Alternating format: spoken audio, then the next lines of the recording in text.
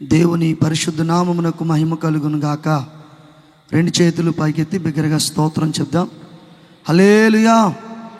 ప్రభునందు ప్రియ దేవుని బిడ్డలారా, ప్రభువును మన ప్రియరక్షకుడైన యేసుక్రీస్తు వారి శ్రేష్టమైన నామంలో యేసుక్రీస్తు ఆశీర్వాద మహోత్సవములకు నన్ను ప్రేమతో ఈ స్థలంలోనికి ఆహ్వానించిన దైవజనులు, పెద్దవారు, ఈ ప్రాంతంలో దేవుని చేత బహుబలంగా వాడబడుతూ అనేక ఆత్మలను దేవుని కొరకు సంపాదిస్తున్న గొప్ప దైవజనులు మరి వై జోసెఫ్ అయ్య గారికి, అలాగే వారి కుమారులకి మరి కిరణ్ గారికి నా ప్రత్యేకమైన వందనాలు తెలియజేస్తూ ఉన్నాను.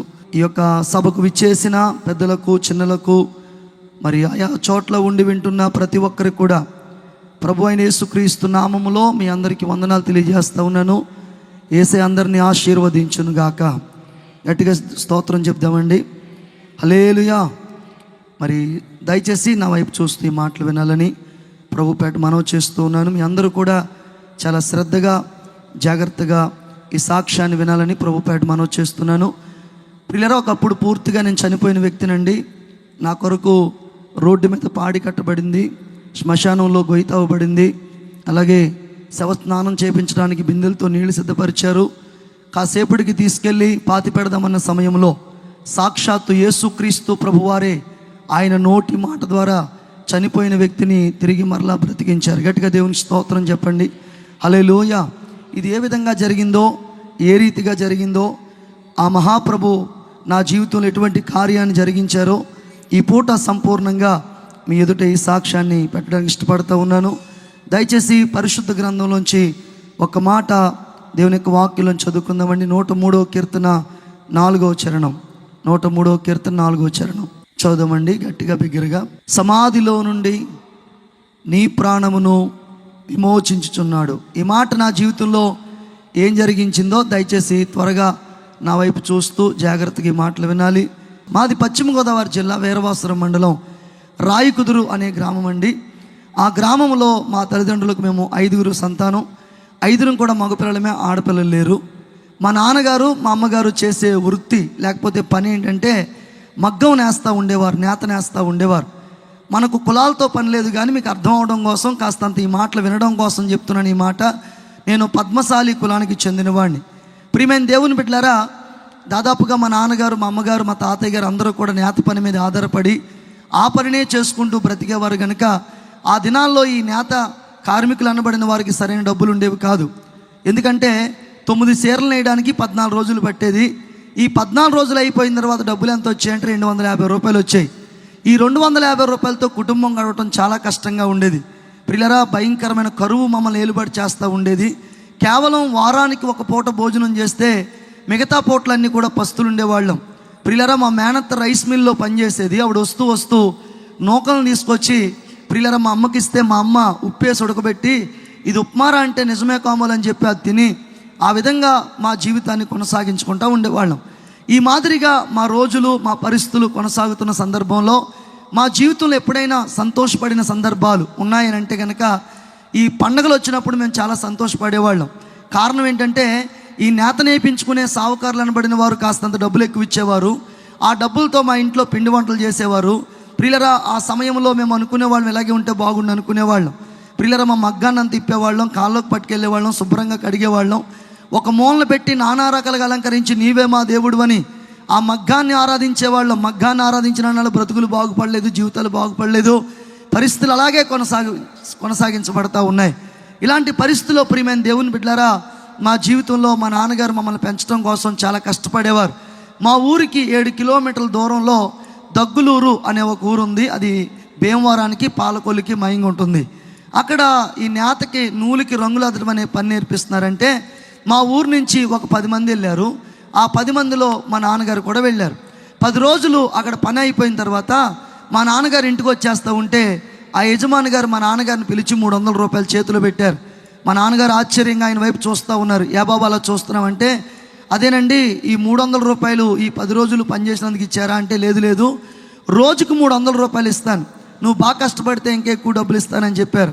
ఆ మాటలకి మా నాన్నగారు ఆనందానికి అవధులు లేవండి. కారణం ఏంటంటే ఆ రోజుల్లో కూలి పని ఎంత అంటే 30 రూపాయలు, ఇంకెక్కువ అంటే 50 రూపాయలు ఉండేది.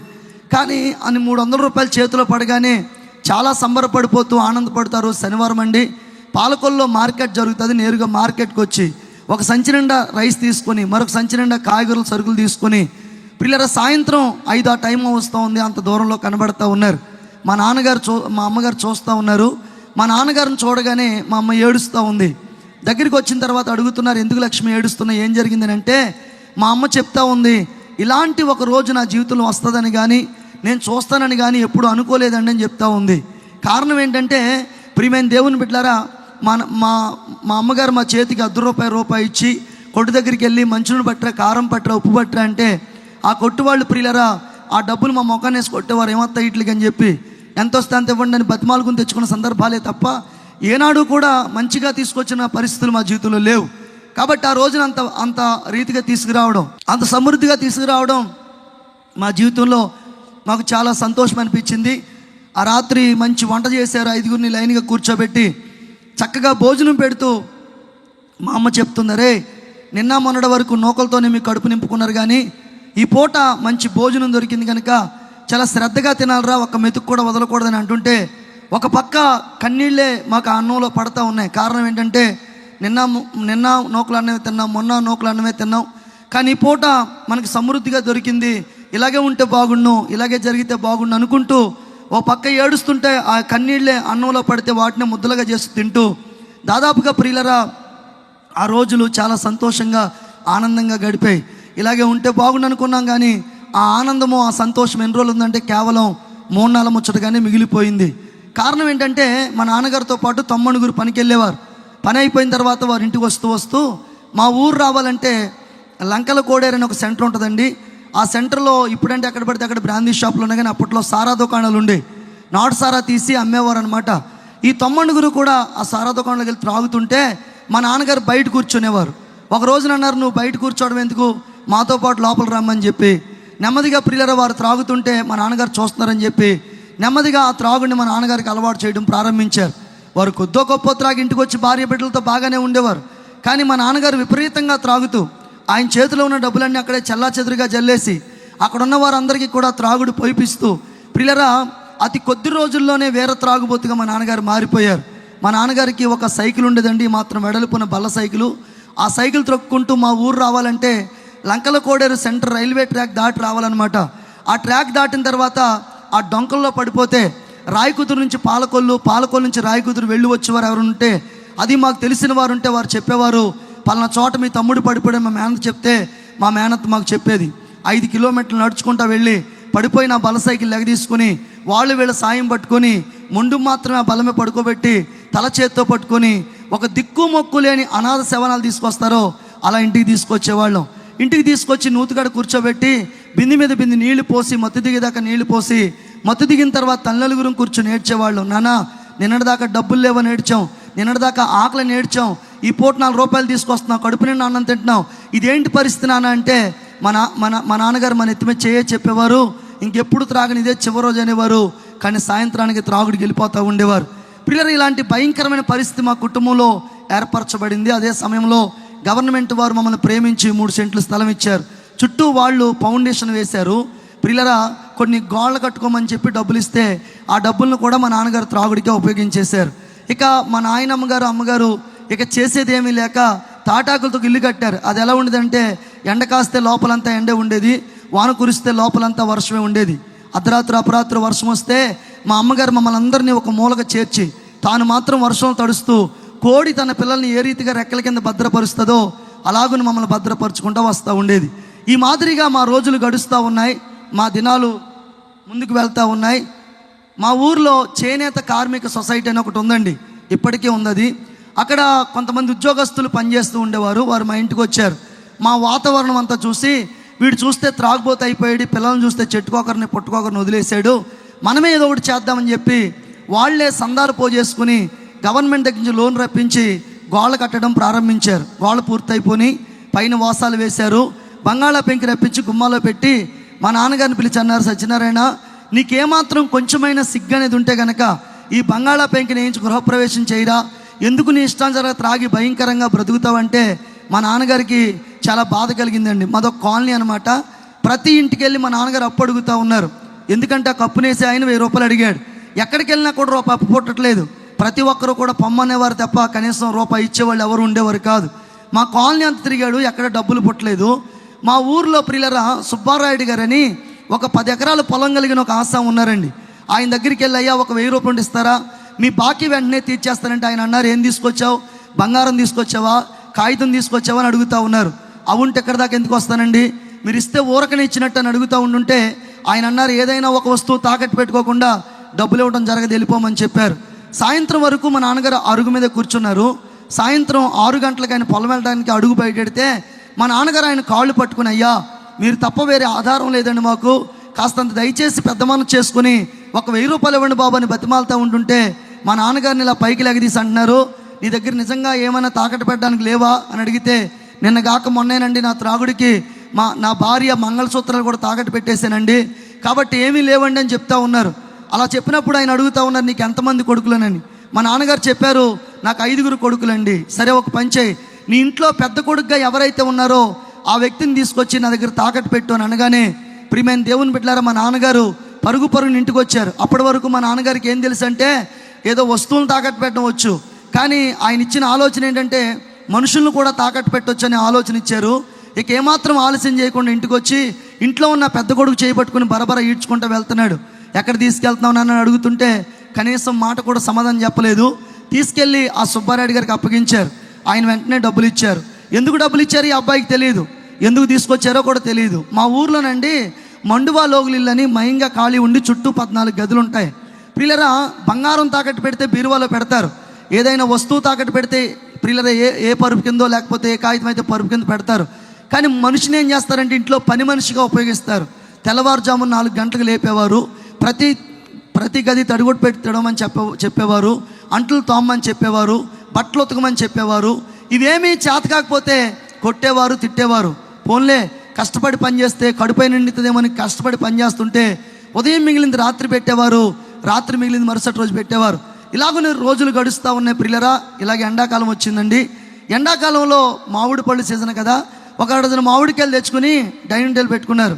ఈ అబ్బాయి ఆ మామిడికాయలను చూస్తున్నాడు. కారణం ఏంటంటే చిన్నప్పటి నుంచి మామిడికాయలను చూడటమే తప్ప ఏనాడు కూడా తినేరగడు.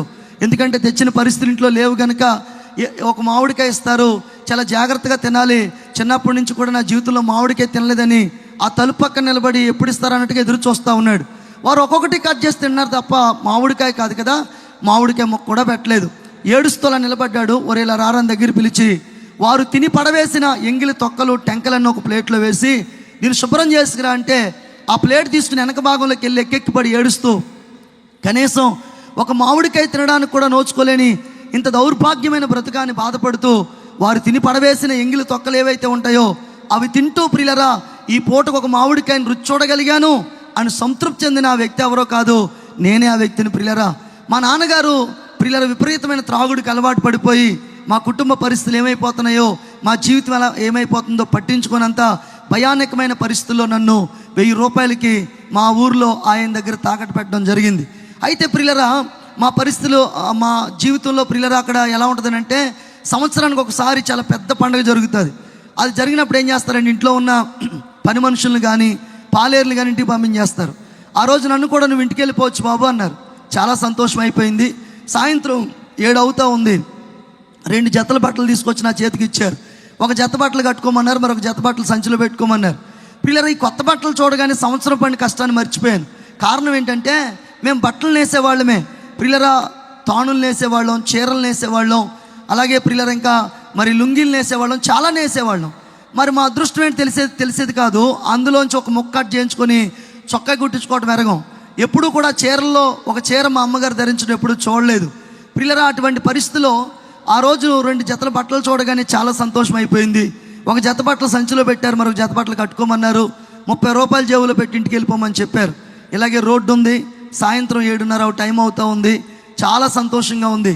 సెంటర్ జైల్లో ఉన్న వ్యక్తి విడుదలైనప్పుడు ఎటువంటి సంతోషం ఉంటుందో నాకు తెలియదు, కానీ ఆ రోజు ఆ ఇంట్లోంచి బయటకు వస్తూ ఉంటుంటే ఇంటికి వెళ్ళిపోబోతున్నాను, మా అమ్మని చూడబోతున్నాను, మా తమ్ముళ్ళని చూడబోతున్నాను, చాలా సంతోషంతో ప్రియమైన దేవుని బిడ్డలారా ఆ ఇంట్లోంచి బయటకు వస్తూ ఉన్నాను.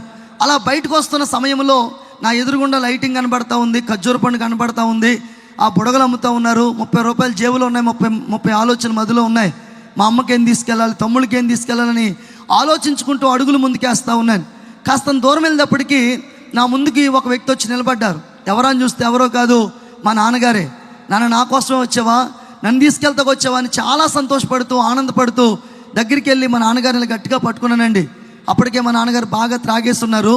నా జబ్బు పట్టుకుని ఇలా పక్కకి లాగి, ఒరే అక్కడ తాకట్టు పెడితే కేవలం వాళ్ళు 1000 రూపాయలు ఇచ్చారు, కానీ ఆ ఇంటి ఎదురున్న సుబ్రహ్మణ్యం గారు ఒక ఆయన ఉన్నారు, అక్కడ తాకట్టు పెడితే 1500 ఇస్తానన్నారు, రారా అని చెప్పి మరలా నా చేయి పట్టుకుని బరబర ఈడ్చుకుంటూ వెళ్తూ ఉన్నారు.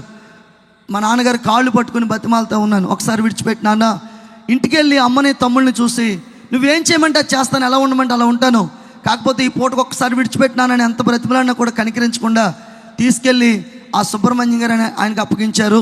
ఆయన వెంటనే డబ్బులు ఇచ్చారు. మా నాన్నగారు ఇంటికి వెళ్ళిపోయారు. పిల్లరా, ఆ రాత్రి బయట వాళ్ళని ఎవరిని కూడా లోపల రానివారు కనుక నన్ను ఒక ఎదురుగుండా గేదెలు పాకుంటే ఆ గేదెల పాకలో ఉండమని చెప్పారు. అక్కడ నిలబడ్డ కూడా చోట్లేదు. అదంతా కూడా పిల్లల రొచ్చుతో నింపబడిపోయింది. ఓ భాగంలో నిలబడి ఎక్కెక్కిపడి ఏడుస్తూ ఉన్నాను. ఇంటికి వెళ్దాం అనుకున్నాను, ఈ బట్టలు మా అమ్మకు చూపిందాం అనుకున్నాను, ఈ డబ్బులు తేవో పట్టుకెళ్దాం అనుకున్నానని ఎన్నో ఆలోచనలు నా మెదులుతూ ఏడుస్తూ ఉన్నాను. కానీ నా ఏడుపు వినేవారు అక్కడ ఎవరు లేరు. పిల్లరా 8:30కి వెళ్ళాను. రాత్రి దాదాపుగా తెల్లవారుజాము 3:30 వరకు అలా నిలబడి ఏడుస్తూనే ఉన్నాను. 3:30కి ఒక వ్యక్తి వచ్చి, బాబు నిన్ను పిలుస్తున్నారంటే ఆ పిలుపు మేరకు లోపలికి వెళ్ళాను. నా చేతికి ఒక చీపురు కట్టించారు. పైన గదులను శుభ్రం చేసుకురమ్మన్నారు. ఆ గదులన్నీ తుడుస్తూ ఉంటే నిద్ర వచ్చి కింద పడి నిద్రపోతూ ఉన్నాను. దాదాపుగా 7:30 టైం అవుతూ ఉంది. ఆ ఇంటి యజమానురాలు పైకి వచ్చారు. పైకి వచ్చి పడుకుని నన్ను ఇలా కాలుతో తన్ని లేపుతూ ఉన్నారు. ఉలుక్కుపడి లేచి నా చేతులు జోడించమ్మా, మీరు చెప్పిన పని అంతా చేస్తాను, నన్ను ఏమనొద్దనే లోపల ఆవిడ చేతిలో ఉన్న చీపురు గడ్డ తీసుకొని నన్ను కొట్టడం ప్రారంభించారు. ఆ చీపురికి వెనకాల ఇనపతోడు ఉంటుంది అనమాట. అది పెట్టి 4 దెబ్బలు కొట్టగానే సమస్యలా పక్కకు పడిపోయాను. ప్రియమైన దేవుని బిడ్డలారా, ఆ సమయంలో నాతో పాటు ఇంకా పనిచేసే వాళ్ళు కొంతమంది ఉన్నారు. వాళ్ళు గబగబా వచ్చి నా ముఖం మీద నీళ్ళు కొట్టి నన్ను పైకి లేపి వాళ్ళు చెప్తా ఉన్నారు, ఇక్కడ ఉంటే కొడతారు తిడతారు ఏదో ఒకటి అంటారు, ఎందుకు వచ్చిన గొడవ, ఇంటికి వెళ్ళిపో, మీ నాన్నగారు ఏదో రకంగా బాకీ తీర్చుకుంటారంటే అంటే నేను చెప్తా ఉన్నాను, ఇంటికి వెళ్తే మా నాన్న చంపేస్తారు ఖచ్చితంగా, ఇక్కడైతే కొట్టినా తిట్టినా పర్లేదు, ఇక్కడే పని చేసుకుంటానంటే వాళ్ళు బలవంతంగా నన్ను బయటికి గెంటారు. బయటకైతే వచ్చాను కానీ ఇంటికి వెళ్ళే ధైర్యం సరిపోవట్లేదు. కారణం ఏంటంటే ప్రియమైన దేవుని బిడ్డలారా, ఇంటికి వెళ్తే మా నాన్న ఖచ్చితంగా చంపేస్తాడు కాబట్టి బయటకైతే వచ్చాను, ఇంటికి వెళ్ళే ధైర్యం సరిపోవట్లేదు. మా ఊర్లో బస్ స్టాండ్ ఎదురుకుండా కృష్ణమూర్తి గారి కాఫీ హోటల్ ఇప్పటికీ ఉందండి. రాయకుదురులో ఇప్పటికీ ఆ కాఫీ హోటల్ అలాగే ఉంది. ఆ హోటల్ ముందు ఒక మట్టి దెబ్బ ఉంటే ఆ దెబ్బ మీద కూర్చొని ఏడుస్తూ ఉన్నాను. పిల్లల తలకాయ నా మోకాళ్ళ మధ్యలో పెట్టుకొని ఇంటికి వెళ్తే మా నాన్న చంపేస్తాడు, అటు వెళ్తే వీళ్ళు చేస్తారని చెప్పి బిగ్గరగా ఏడుస్తూ ఉంటే నా వెనక్కి ఎవరో వచ్చి నా భుజం మీద చేయేసినట్టు అనిపించింది. ఎవరా అని చూస్తే ఎవరో కాదు, ఆ హోటల్ యజమాని గారు కృష్ణమూర్తి గారు. బాబు, నా హోటల్ ముందు కూర్చొని ఏడుస్తున్నావేంటి, ఏం జరిగింది అని అడుగుతూ ఉన్నారు. జరిగిందంతా ఆయన చెప్తే ఆయన విని ఆయన ఒక మాట చెప్తా ఉన్నారు, నేను పని చెప్తాను చేస్తావా అన్నారు. ఏంటంటే ఆ పని అంటే ఏమీ లేదు, నా హోటల్లో మరి నేను అక్కడున్న బాకీ నేను తీర్చేస్తాను, నెలకు 100 రూపాయలు నీ చేతికి ఇస్తాను, నిన్ను కొట్టనో తిట్టిన ఏమన్నో మంచి భోజనం పెడతాను, కాకపోతే నేను చెప్పిన పని చేయాలన్నారు. ఏంటంటే ఆ పని అంటే ఏమీ లేదు, నా హోటల్లో ఎంగిలి కప్పులు కడగాలి, నా హోటల్లో మరి ఇదంతా కూడా శుభ్రం చేయాలి, ఎంగిలి ప్లేట్లు కడగాలి, ఇదంతా కూడా నువ్వు చేస్తే కనుక నేను ఆ పని చేస్తాను అని చెప్పారు. సరేనండి, తప్పకుండా పని చేస్తానని ఇక ఆ పనికి ఒప్పుకున్నాను. ఒక 6 మాసాలు నేను ఆ పని చేస్తూ ఉన్న సమయంలో నా చేతులన్నీ వరిసిపోయి అన్నం తింటుంటే నా చేతుల్లోంచి నాకే దుర్వాసన వస్తూ ఉండేది. నా కాళ్ళన్నీ వరిసిపోయి ఆడవాళ్ళు కాళ్ళకి పసుపు రాసుకున్నట్లుగా రాత్రిపూట పడుకున్నప్పుడు నా కాళ్ళకి పసుపు రాసుకుని పడుకునేవాడిని. ఈ మాదిరిగా 1 సంవత్సరం చేసి చేయలేక ఇంటికి వెళ్ళి మా అమ్మతో చెప్పానమ్మా, ఏదో ఒక పని చేస్తాను కానీ ఆ పని నేను చేయలేనమ్మా అంటే మా అమ్మని ఇష్టం బాబు అని చెప్పింది. ఇదంతా ఎందుకు చెప్పుకొచ్చానంటే మా నాన్నగారు ఒక భయంకరమైన త్రాగుడికి అలవాటు అయిపోయిన వ్యక్తి అండి. ఈ రాత్రి ఈ సభలో లేకపోతే ఇంకా చాలా చోట్ల ఉండి వింటూ ఉన్నారు. అలాంటి వారు ఒకవేళ ఈ త్రాగుడికి లేకపోతే ఇటువంటి పరిస్థితికి అలవాటు పడిపోయిన వాళ్ళు చాలామంది వింటూ ఉన్నారు. వాళ్ళందరితో నేను చెప్తున్న ఒక చిన్న మాట ఏంటంటే, నా తండ్రి వల్ల నేను ఎంత బాధించబడ్డాను, నా తండ్రి వల్ల ఎంత నలిగిపోయాను, నా తండ్రి వల్ల ఎంతగా వేసారిపోయాను, ఈరోజు అదే త్రాగుడు వల్ల నీ కొడుకు, నీ కూతురు, నీ కట్టుకున్న భార్య, నిన్ను కనుక్కున్న తల్లిదండ్రులు కూడా అలాగే బాధపడుతున్నారని ఈ సభల పక్షంగా నీకు తెలియజేస్తూ ఉన్నాను. అయ్యా, నువ్వు ఏ రోడ్డు మీద ఉండింటున్నావో, ఏ ఇంటికాడ ఉండింటున్నావో నాకు తెలియదు, కానీ దయచేసి నా చేతులు జోడించి దండం పెట్టి చెప్తున్నా ఒకే ఒక్క మాట, ఈ రోజు నుంచి అయినా త్రాగుడు మానేస్తే, ఆ త్రాగుడిని వదిలేసుకుంటే కనుక ఎవరు సంతోషపడతారో ఆనందపడతారో నాకు తెలియదు, కానీ ఖచ్చితంగా నిన్ను కట్టుకున్న భార్య సంతోషపడుతుంది, నీ కడుపును పుట్టిన పిల్లలు సంతోషపడతారు, ఖచ్చితంగా నిన్ను కన్న తల్లిదండ్రులు సంతోషపడతారు. కాబట్టి సభల పక్షంగా నువ్వు ఏ ప్రాంతంలో ఉండి వింటున్నావు నాకు తెలియదు.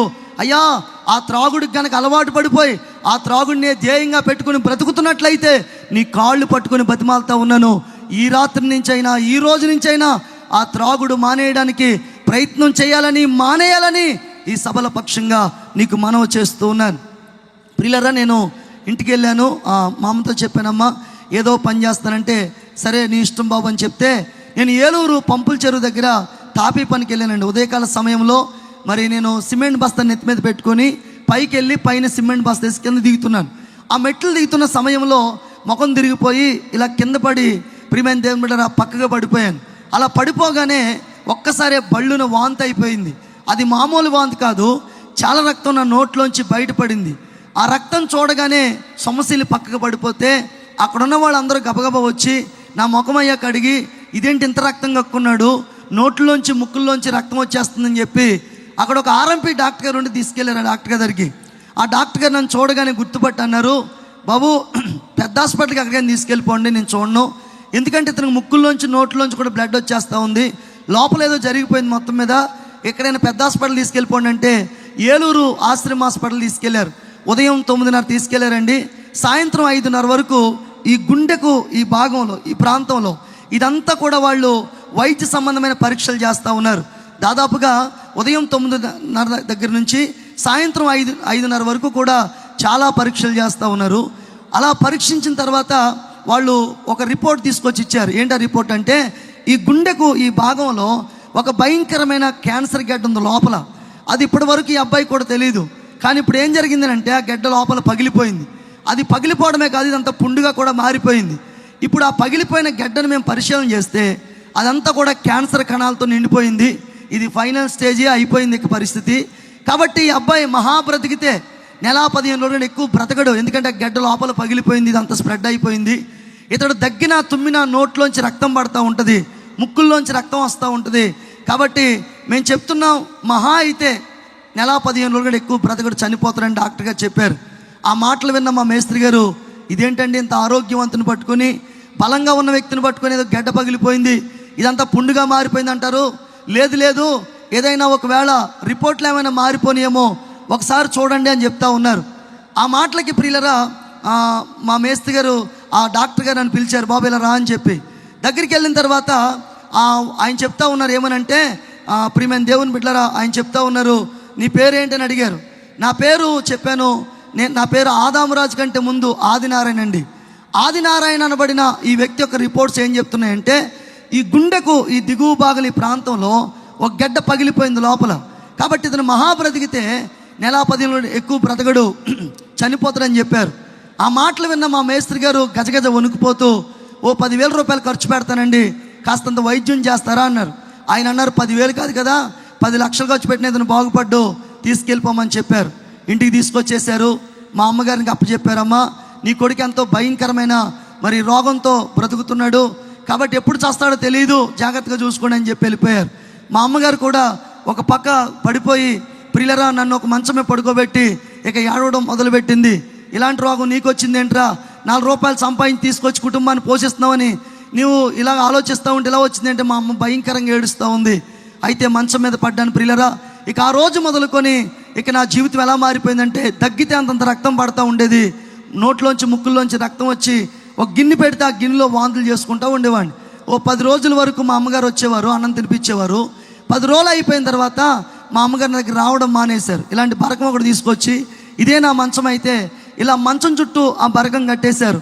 లోపల గాలాడేది కాదు, ఊపిరాడేది కాదు, భయంకరంగా విపరీతమైన బాధ. ఇదంతా దగ్గితే చాలా అంతంత రక్తం బయటపడతా ఉండేది. ప్రియులరా, మా చుట్టుపక్కల అందరూ వచ్చానేవారు, వరే ఏ జన్మలో ఏ పాపం చేసుకున్నావు, నీకు రోగం వచ్చింది, కాబట్టి నువ్వు చచ్చిపోతేనే మేలురా, ఇలాంటి రోగంతో నువ్వు బ్రతకూడదురా అని అంటూ ఉంటుంటే గుండె పగిలిపోయేలా ఏడ్చేవాడిని. ఒకప్పుడు పనికి వెళ్తున్నప్పుడు వాళ్ళు అనేవారు, నువ్వు చాలా మంచోడు, డబ్బులు పెట్టుకొచ్చి ఇంట్లో ఇస్తున్నావు అనేవారు. కానీ అదే మనుషులు ఈ పూట మాటలు మాట్లాడుతుంటే విపరీతంగా ప్రియులరా చాలా భయం వేసేది, బాధ వేసేది. ఎందుకంటే వాళ్ళు మాట్లాడే మాటలు ఒకటే చెప్పేవారు, నువ్వు చనిపోవడమే మంచిది, బ్రతకడం ఇంకా అనవసరం అని చెప్పేవారు. బ్రతకని ఆశ ఉంది కానీ బ్రతికించే వాళ్ళు ఎవరో కనిపించేవారు కాదు. ఎందుకంటే మనుషులు మాటలే నన్ను ఇంకా చంపేసే పరిస్థితుల్లోకి వెళ్ళిపోతూ ఉండే. మంచం మీద జీవోత్సవం వల్ల పడి అలా బాధపడుతూ ఉండేవాడిని. ఒక మాట నన్ను చెప్పమంటారు ప్రియులరా, మానవ నైజం ఎలా ఉంటుందో తెలుసా అండి? నువ్వు ధనవంతుడు అయితే నీ అంత తోడు లేడు అంటారు, నువ్వు బలవంతుడు అయితే నువ్వు మావాడు అంటారు, నువ్వు ఉపయోగపడేవాడు అయితే ఉపయోగించుకుంటారు. కానీ నీ ధనం దూరం అయిపోయిన రోజున, నీ బలం దూరం అయిపోయిన రోజున, నీ పరిస్థితులు దూరం అయిపోయిన రోజున నేను మాట్లాడే ఈ మైక్ అయిన విలువ ఉంటుందేమో కానీ మనిషికి మాత్రం విలువ ఉండదు ప్రియులరా. ఆ రోజు అదే పరిస్థితి నా జీవితంలో ఏర్పడింది. అలాగున్న రోజులు గడుస్తూ ఉన్నాయి. దాదాపుగా నా రోజులు ఇక గడిచిపోతూ ఉన్నాయి. ఇక పూర్తిగా నా మంచం చుట్టూ భయంకరమైన రక్తపు వాంతులు. అలా మంచం మీద ఉన్నాను, ఈ బాగులు గట్టిగా పట్టుకుని ఏడుస్తూ ఉన్నాను. ఇక అటు చనిపోవడానికి బ్రతకడానికి పరిస్థితి లేని పరిస్థితిలో ఉన్నాను. అప్పటికి నెల మీద 10 రోజులు అయిపోయి, ఇక 5 రోజుల్లో నా జీవితంలో మిగిలిన ఈ 5 రోజుల్లో జరిగిన సంఘటన చెప్పి నా సాక్ష్యాన్ని ముగించేస్తాను ప్రియులరా. నేను ఎలకెలగా పడుకున్నాను, ఈ భాగంలో గట్టిగా పట్టుకొని బాధపడుతూ ఉన్నాను. అప్పటికే నెల మీద 10 రోజులు అయిపోయింది, ఇక 5 రోజులు ఉంది. నా కళ్ళు మూతలు పడిపోతున్నాయి. నాకు అర్థమైపోతున్న విషయం ఏంటంటే, ఇవాళ రేపో నేను ఖచ్చితంగా చనిపోతాను, ఇవాళ రేపో నేను ఖచ్చితంగా చనిపోతాను. ఎందుకంటే అంతటి భయంకరమైన పరిస్థితి నాకు చేరువుగా మారిపోతుంది. మరణం తప్ప మరొక గమ్యం నాకు లేదు, చావు తప్ప మరొక జీవితం నాకు లేదు, మరణమే నా జీవితానికి ముగింపు అని చెప్పి ఇలా ఎలకలుగా పడుకొని ఈ గట్టిగా ఈ భాగంలో పట్టుకొని ఇక కళ్ళు మూతలు పడిపోతున్నాయి. ఊపిరి పీల్చడానికి కూడా ఓపుకుండేది కాదు. నోరు బాగా తెరిచి గాలి పీల్చుకుంటూ ఉండేవాడిని. అలాగుని బాధపడుతున్న సమయంలో దాదాపుగా అది నెల 13వ రోజు ప్రియులరా. అలా చూస్తూ అలా నేను వింటూ ఉన్నాను ప్రియులరా. ఈ భాగంలో గట్టిగా పట్టుకొని ప్రియులరా బాధపడుతూ ఉన్నాను, ఏడుస్తూ ఉన్నాను. దాదాపుగా అప్పటికి నెల 13వ రోజు అండి. ఆ రోజు ఈ రోజు వరకు నా జీవితంలో మర్చిపోలేను. ఆ రోజు ప్రియమైన దేవుని బిడ్డలారా, ఆదివారం అండి, మధ్యాహ్నం 1:30 అవుతా ఉంది. మాది కాలనీ అనమాట. మా కాలనీ పక్కన చిన్నపేట అని ఒక క్రిస్టియన్ పేట ఉంది. ఆ క్రిస్టియన్ పేటలో లూథరన్ చర్చ్ ఉంది. ఆ లూథరన్ చర్చ్ పైన మైక్ గొట్టాలు మా వైపు పెట్టుండే, అక్కడ మాట అయినా పాట అయినా మాకు వినబడతా ఉండేది. ఆ రోజు ఎవరో దైవజనులు వచ్చారు. ఆయన దేవుని వాక్యం చెప్తా ఉన్నారు. ఆయన ఏం వాక్యం చెప్తున్నారంటే, ఈ 103వ కీర్తన 4వ చరణం, 103వ కీర్తన 4వ చరణంలో ఏమి రాయబడిందంటే, సమాధిలో నుండి నీ ప్రాణమును విమోచించుచున్నాడు అనే మాట. ఆ మాట నేరుగా ఆ మైకులోంచి వచ్చి నా చెవిలో పడింది. వాస్తవంగా ఎప్పుడు మందిరానికి వెళ్ళిన సందర్భాలు లేవు, ప్రార్థించిన సందర్భాలు లేవు. ఎప్పుడు కూడా బైబిల్ వాక్యం అంటే ఏంటో మాకు తెలియదు, పరిశుద్ధ గ్రంథం అంటే ఏంటో తెలియదు. మా కుటుంబంలో ప్రియులరా మేము ఎప్పుడూ కూడా మందిరానికి వెళ్ళడం, ఏదైనా సందర్భంలో కూడా వెళ్ళడం కూడా మాకు తెలియదు. యేసు ప్రభు దేవుడని మాత్రం తెలుసు, కానీ ప్రియులరా యేసు ప్రభు దేవుడికి ఎప్పుడు మేము ప్రార్థన చేయలేదు. అలాంటి సందర్భంలో ప్రియులరా ఈ మాట నా చెవిలో పడతా ఉంది. ఏమని పడుతుందంటే, సమాధిలో నుండి నీ ప్రాణమును విమోచించుచున్నాడు అనే మాట. ప్రియులరా మందిరానికి వెళ్ళిన వాడికి, బైబిల్ తెలియని వాడికి మాట ఎలాగ అర్థమైందని మీరు అడగవచ్చు. నాకు అన్ని మాటలు అర్థం కాలేదు, కానీ ఒక్క మాట మాత్రం నాకు బాగా నాటుకుంటుంది. ఏ మాట అంటే, నీ ప్రాణమును విమోచించుచున్నాడు అన్నమాట. ఏంటి మాట, ఏంటి మాటను ఆలోచించడం మొదలుపెట్టాను. ఒక పక్క ఎంత బాధలో ఉన్నా, ఇంతటి శ్రమలో ఉన్నా, ఎందుకో తెలియదు నా మనస్సు ఆ మాట మీదకి వెళ్ళిపోయింది. ఒక 10-15 నిమిషాలు ప్రియులరా అలా ఆలోచిస్తూ ఉన్నాను. అలా ఆలోచిస్తూ ఉంటుండగా నా మంచం దగ్గరికి ఎవరు రారండి, నాతో ఎవరు మాట్లాడరు. మా అమ్మ నాకు అన్నం ఎలా పెట్టేవారంటే, ఇది వరకు చూడండి ఫ్రిడ్జులు ఇవి లేని కాలంలో ఉట్టి తెలుసు కదండి మీకు, అలాంటి ఉట్టి తీసుకొచ్చి ప్లేట్ పెట్టి గ్లాసుతో నీళ్ళు పెట్టి దూరంగా నిలబడి ఇలా లోపలికి అందించేది. అందుకుందాం కానీ చేయి జాపే లోపల గ్లాసు నీళ్ళు అందులో ఒలిగిపోయి తినడానికి ఉండేది కాదు. కాబట్టి మా అమ్మగారు కూడా దగ్గరికి రారు. అయితే ప్రియమైన దేవుని బిడ్డలారా, ఏంటి మాటను ఆలోచిస్తూ ఉన్నాను. 10-15 నిమిషాలు అలా ఆలోచిస్తూ ఉంటుండగా నా మంచానికి కుడి భాగంలో తెల్లని వస్త్రాలు ధరించిన ఒక వ్యక్తి నిలబడి ఉన్నారు. గట్టిగా చప్పట్లు బిగ్గరగా స్తోత్రం చెప్దామండి. హల్లెలూయా. ఆ నిలబడిన వ్యక్తి నాతో మాట్లాడడం ప్రారంభించారు. ఆయన ఏమని మాట్లాడుతున్నారంటే, ఇంతవరకు నువ్వెవరెవరిని అడిగావు బ్రతికించమని చెప్పి, కానీ నిన్ను బ్రతికించే ఏకైక దేవుడును నేనే అనే మాట మాట్లాడుతూ ఉన్నారు. ఆ మాట ఈ మైకులో ఏకో పెడితే ఒక మాట 10 మాటలు వచ్చినట్లుగా నా చెవుల్లో ఆ మాటలు మారుమోగిపోతూ ఉన్నాయి. నేనే నిన్ను బ్రతికించే దేవుణ్ణి, నేనే నిన్ను కాపాడే దేవుణ్ణి అనే మాటలు వినబడతా ఉంటుంటే నాకేం అర్థం కావట్లేదు. ఎవరో నాతో మాట్లాడుతున్నారు, కానీ ఆ స్వరం మా అమ్మది కాదు, ఆ స్వరం మా నాన్నది కాదు, ఎవరో నాతో మాట్లాడుతున్నారని ఆ సమయంలో ప్రియులరా నేను ఆ మాట ఏంటి అని చెప్పి కళ్ళు తెరిచి చూశాను. ఎవరు నా పక్కన కనిపించలేదు. దాదాపుగా ప్రియమైన దేవుని బిడ్డలారా సమయంలో ఇక నాకు అలా ఉండబుద్ధి అవ్వట్లేదు. ఆ మంచాన్ని గట్టిగా పట్టుకున్నాను, ఓపికంతా కూడా తీసుకున్నాను, లేచి కూర్చున్నాను. కానీ నా ముఖం కళ్ళు తిరిగిపోతున్నాయి. ఇదే నా మంచం అయితే ఇలా మోకాళ్ళ మీదకి వెళ్ళిపోయాను. ఒక చేత్తో ఇలా ఈ భాగాన్ని పట్టుకున్నాను, మరొక చేత్తో గట్టిగా అరుస్తూ ఉన్నాను. ఏమనంటే, అయ్యా ఇప్పటి వరకు మా అమ్మ కానీ మా నాన్న కానీ ఎవరు నా దగ్గరికి వచ్చి నువ్వు బ్రతుకుతావరా అన్న మాట ఎవరు అనలేదు. కానీ నువ్వెవరో నాకు తెలియదు, నా మంచం పక్కన నిలబడి నిన్ను బ్రతికించే దేవుణ్ణి నేను అన్నారు. అయ్యా అయ్యా నీ పేరు చెప్పుకుంటానయ్యా, అయ్యా దయచేసి నన్ను బ్రతికించయ్యా, నన్ను బ్రతికించయ్యా, నన్ను బ్రతికించయ్యా, నన్ను బ్రతికించయ్యా అని కేకలు పెడతాం మొదలుపెట్టాను. ఎక్కడన్నారో మా అమ్మగారు పరుగునొచ్చి ఆ బరకం పక్కనే కూర్చుని అంటుంది, రే ఎవర్రా నిన్ను బ్రతికించేది, ఎవరు బ్రతికిస్తారు నిన్ను అని మా అమ్మ కేకలు పెడతా ఉంది. నేనైతే ఒకటే అడుగుతున్నాను, బ్రతికించవా బ్రతికించవా అని. చివరి కేక గట్టిగా బ్రతికించవా అని కేక పెట్టగానే పెద్ద వాంతి అయిపోయింది. చాలా రక్తం నా నోట్లోంచి బయటపడింది. ఏ క్షణమైతే అంత రక్తం కక్కున్నానో ఆ రక్తంతో పాటే నా ప్రాణం పూర్తిగా నా నుంచి వెడలిపోయింది. ప్రియులరా, ఎప్పుడైతే ప్రాణం నా నుంచి వెడలిపోయింది అనగా నేను చనిపోయి దబ్బున రక్తంలో పడిపోయాను. నా తల నా ముఖమంతా రక్తం అయిపోయింది.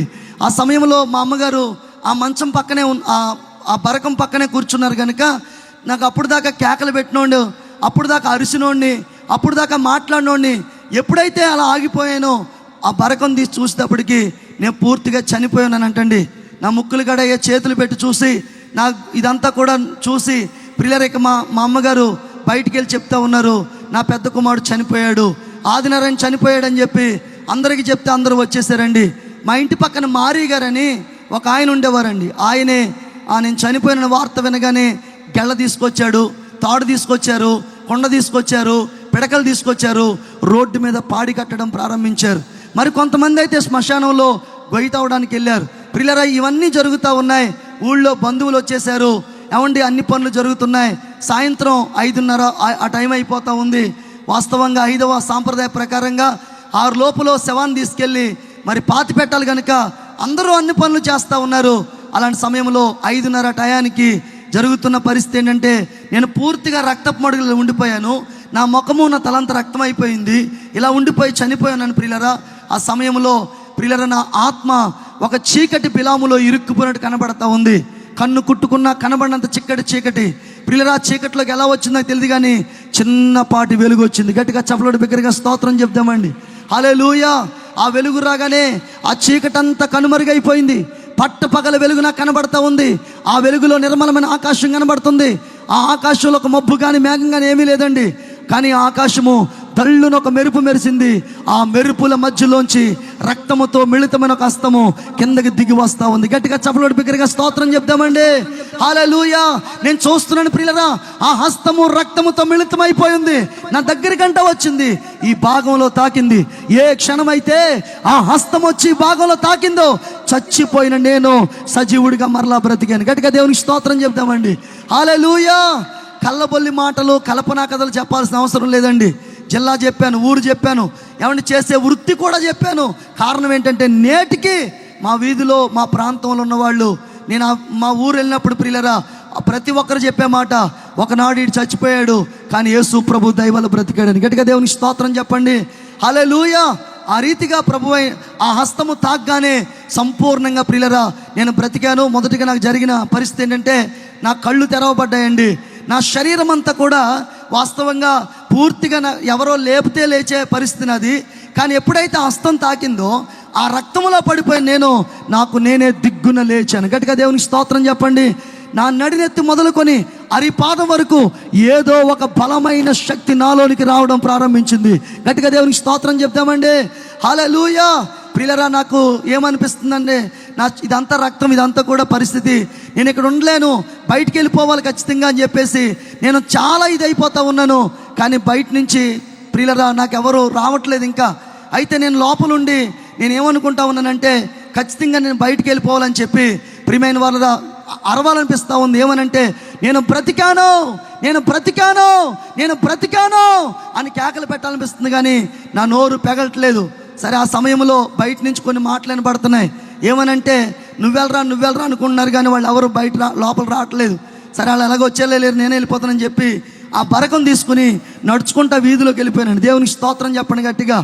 ఆ వీధిలో నుయ్యి ఉంటుంది అనమాట. ఆ నూతుకాడ నిలబడ్డాను. నాకు కట్టబడిన పాడి కనబడతా ఉంది, నీళ్లతో నింపబడిన బిందులు కనబడుతున్నాయి, వచ్చిన బంధువులు కనబడుతున్నారు. అంతా కూడా రెడీ చేసి ఉంచారు. ఆ సమయంలో ప్రియులరా అక్కడ నిలబడి చేత తీసుకొని నూతులు వేసుకొని ఇలా స్నానం చేస్తూ ఉంటే అప్పుడే ఎవరో స్నానం చేస్తున్నారని అక్కడ ఉన్న వాళ్ళు అందరూ చూశారు. అలా చూడగానే వాళ్ళ కంటి చూపే కానీ నోటి మాటలేదు. గట్టిగా దేవునికి స్తోత్రం చెప్దామా? 2 చేతులు పైకి బిగ్గరగా స్తోత్రం చెప్దామా? హల్లెలూయా. ప్రియులరా ఎందుకనంటే వాళ్ళందరూ అర్థమైపోయింది విషయం ఏంటంటే, దగ్గరికి వచ్చి నన్ను చూసి వాళ్ళు చెప్పారు, వీడు చనిపోయినోడు కానీ తిరిగి బ్రతికాడని. దేవునికి స్తోత్రం చెప్పండి గట్టిగా. 2 చేతులు పైకి బిగ్గరగా స్తోత్రం చెప్దాం. యేసయ్యకు అసాధ్యమైంది ఏమీ లేదు. గట్టిగా దేవునికి స్తోత్రం చెప్దామండి. సంపూర్ణంగా చనిపోయిన వ్యక్తిని యేసయ్య బ్రతికించారు ఆయన హస్తము చేత తాకి. ప్రియమైన దేవుని బిడ్డలారా, ఆ సమయంలో నేను లోపలికి వెళ్ళాను, మారుబట్టలు కట్టుకున్నాను, కాండ్రగించి ఉమ్మూసాను. ఆ ఉమ్ములో రక్తపు జీర కూడా లేదు. దేవునికి స్తోత్రం చెప్దామండి. 4 రోజులాగాను. ఏ ఆశ్రమ హాస్పిటల్ అయితే నాకు క్యాన్సర్ గడ్డ వచ్చిందని చెప్పారో, చనిపోతానని చెప్పారో, అదే ఆశ్రమ హాస్పిటల్కి వెళ్ళాను. ఆ డాక్టర్ గారు నన్ను చూడగానే గుర్తుపట్టి ఆయన ఒక మాట చెప్పారు, నువ్వు ఇంకా బతికే ఉన్నావు అన్నారు. అవునండి బతికే ఉన్నాను చెప్పారు. లోపల తీసుకెళ్లారు. ఇదంతా కూడా మరలా పరీక్షించడం ప్రారంభించారు. ఒక పావు గంట తర్వాత నన్ను లేపుతున్నారు, బాబు నీ పేరు ఆదినారాయణ అంటే. అవునండి ఆదినారాయణే. మరి ఆదినారాయణ అయితే అంతకుముందు గడ్డ పగిలిపోయి ఇదంతా పుండుగా మారిపోయిందిగా. ఇప్పుడు చూస్తే ఇదంతా కూడా కనీసం ఆ యొక్క గడ్డకు సంబంధించి ఆ పుండుకు సంబంధించి లోపల మచ్చ కూడా కనిపించట్లేదు. గట్టిగా చప్పట్లు బిగ్గరగా స్తోత్రం చెప్పండి. హల్లెలూయా. ఏం జరిగిందని అడిగితే, అయ్యా 4 రోజుల క్రితం ఒక సంఘటన జరిగింది. ఆకాశం తెరవబడింది, రక్తముతో మిళితమైన ఒక హస్తం కిందకి దిగి వచ్చింది, ఈ భాగంలో తాకిందని అనగానే డాక్టర్ గారు లేచి నిలబడ్డారు. నిజమేనా అని అడిగారు. నిజమేనండి. నిజంగానే హస్తం తాకిందా? తాకిందండి. ఆ హస్తం ఎవరిదో నీకు తెలుసా అన్నారు. నాకు తెలియదండి.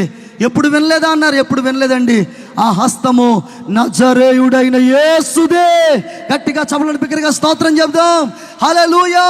మృతులను సజీవులుగా చేయగలవాడు, నిశ్చయముగా చనిపోయిన వారిని సైతము తిరిగి లేపగలిగిన వాడు, సర్వశక్తిమంతుడైన దేవుడు, ఆయన పేరు ప్రభువైన యేసుక్రీస్తు. గట్టిగా స్తోత్రం చెప్పాలి. నిన్ను బ్రతికించింది, పూట నీకు జీవాన్ని పోసింది, నేడు ఈ విధంగా నిలబెట్టింది సాక్షాత్తు యేసుక్రీస్తు ప్రభువే. కాబట్టి ఈరోజు మొదలుకొని యేసు ప్రభువే నిన్ను బ్రతికించాడు కనుక యేసు ప్రభు కోసమే బ్రతికానంటే అలాగేనండి అయ్యా అని చెప్పి ఇంటికి వచ్చాను. ఆ రిపోర్ట్లు మా అమ్మకి ఇచ్చి మా అమ్మతో చెప్పానమ్మా యేసు ప్రభు బ్రతికించాడు కాబట్టి నేను యేసు ప్రభు కోసం బ్రతికానంటే, మా అమ్మంది ఇప్పుడు అన్నావు కానీ ఇంకెప్పుడు అనొద్దు, మీ నాన్న అసలే త్రాగుబోతూ, నువ్వు యేసు ప్రభు అన్నావంటే ఈ బ్రతుకు కూడా మనకు ఉండదంటే, నేను ఒకటే అన్నాను, చనిపోతుంటే తీసుకెళ్ళి పాతి పెడదామని మీరు చూశారు, కానీ చనిపోతుంటే నన్ను బ్రతికించాడు యేసు ప్రభు. దేవునికి స్తోత్రం చెప్పండి గట్టిగా. కాబట్టి బ్రతికించిన దేవుని కోసం బ్రతుకుతని చెప్పి ఇంట్లోంచి బయటకు వచ్చేసి ఒక పెంతుకోస్తు ప్రార్థనా మందిరం ఉంటే అక్కడికి వెళ్ళాను.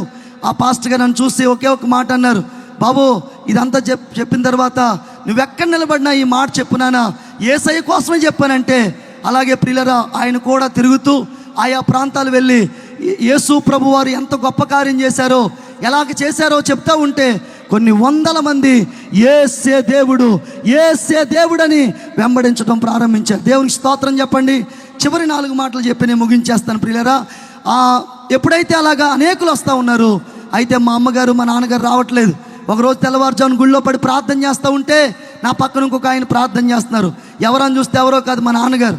నాన్న నువ్వేంటి నాన్న, నువ్వెందుకు ఏడుస్తున్నావు నాన్న అంటే, మా నాన్న చెప్పారు, ఇదిగో ఏ యేసు ప్రభు అయితే నిన్ను బ్రతికించాడో అదే యేసు ప్రభు నాతో కూడా మాట్లాడారని చెప్పి సంపూర్ణంగా మా నాన్నగారు త్రాగుడి నుంచి విడుదల పొందారు. గట్టిగా దేవునికి స్తోత్రం చెప్పండి. హల్లెలూయా. ప్రియమైన దేవుని బిడ్డలారా, మా నాన్నగారు మారటమే కాదు, మా అమ్మగారు మారారు.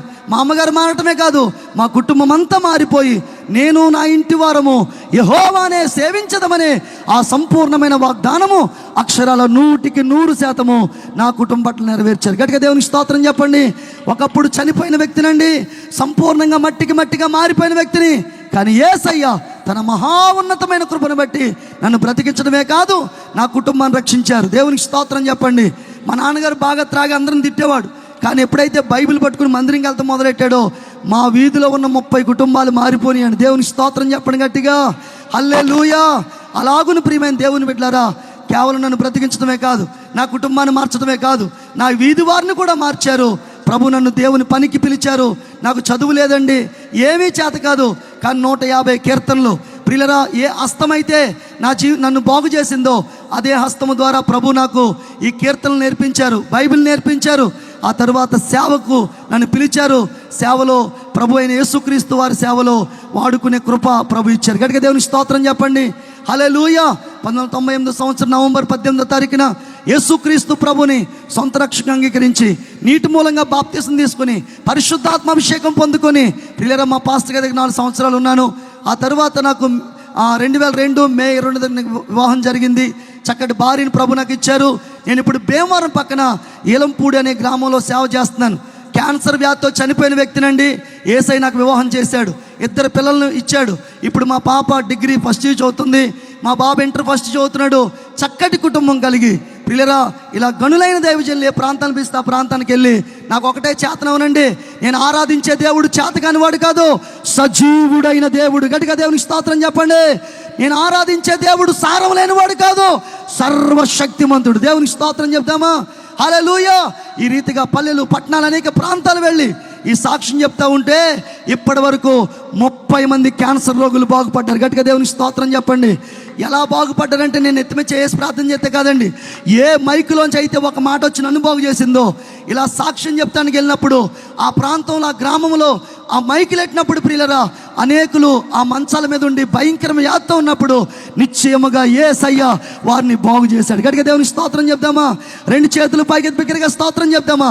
ఈ రాత్రి చెప్తున్నాను ప్రియులరా, ఈ రాత్రి ఆయన ఇక్కడ కూడా బాగు చేయడానికి ఆయన సమర్థుడై ఉన్నాడు. ఇక్కడ కూడా నిలిచి ఉన్నాడు. ఆయన ప్రతి జీవితాన్ని అద్భుతంగా చేయబోతున్నాడు. దేవునికి స్తోత్రం చెప్పండి. అల్పమైన నా జీవితాన్ని పూర్తిగా చనిపోయిన బ్రతుకుని యేసయ్య అద్భుతంగా చేశాడు. ఇదే ప్రియులారా సజీవమైన సాక్ష్యం.